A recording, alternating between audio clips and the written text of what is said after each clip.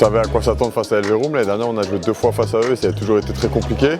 On a bien entamé le match, alors évidemment, face à Elverum, on a eu un passage à vide en deuxième mi-temps qui leur a permis de revenir. On sait que c'est une équipe qui lâche jamais, mais malgré tout, je pense qu'on a été solide sur quasiment l'ensemble du match. Donc voilà, ça c'est déjà une bonne chose.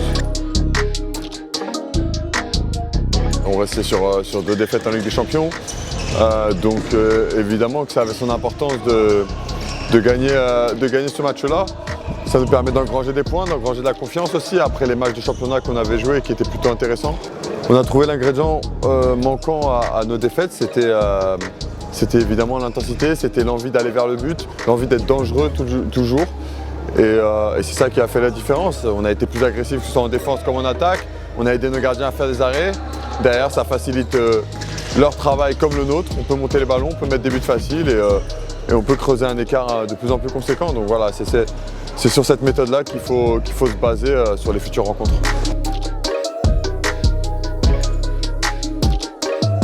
On sait que ça va être une poule très relevée, ça va être un championnat difficile. On sait aussi qu'il faut finir dans les 2 premiers.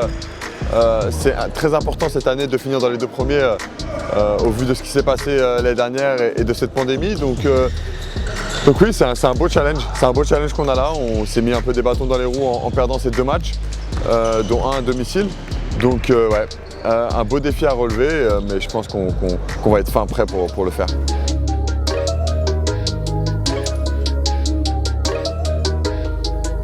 C'est ma 5e année ici. Chaque année, on a joué contre qui c'est. Chaque année, ça a été des matchs très accrochés, très durs physiquement. Donc évidemment que c'est ce genre de match que j'attends. Maintenant, pour nous, ça commence déjà à être, au vu du classement et au vu des résultats et de la position dans laquelle on s'est mise, c'est déjà un match capital pour nous. Ce genre de match, c'est quand même des matchs qui se jouent avec le cœur. Et voilà, je m'attends à un match encore très dur comme chaque année face à qui c'est. La priorité aujourd'hui, c'est de jouer, de bien jouer, de gagner nos matchs. Au-delà même, je vais revenir même au-delà même du bon jeu, c'est surtout d'aller chercher des victoires, voilà, de créer un groupe de par ces victoires, des victoires qui peuvent être compliquées.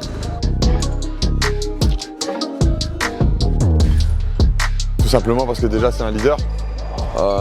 C'est un des meilleurs joueurs voilà, du handball mondial, de la décennie, du siècle, de ce que tu veux. Donc c'est pas n'importe qui. C'est un joueur qui défend, c'est un joueur qui attaque, c'est un joueur qui monte les ballons, qui court des 2 côtés du terrain.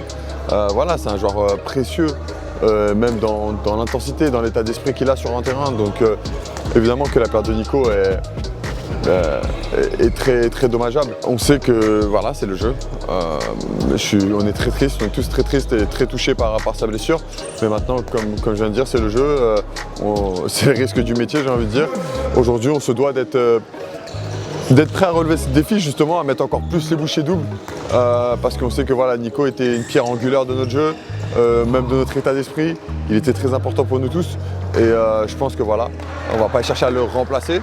Mais en tout cas, on va chercher à faire chacun à sa manière, chacun petite pièce par petite pièce à apporter ce qu'il nous a apporté et voilà, créer cet état d'esprit de groupe qui peut nous permettre d'aller gagner face à qui c'est.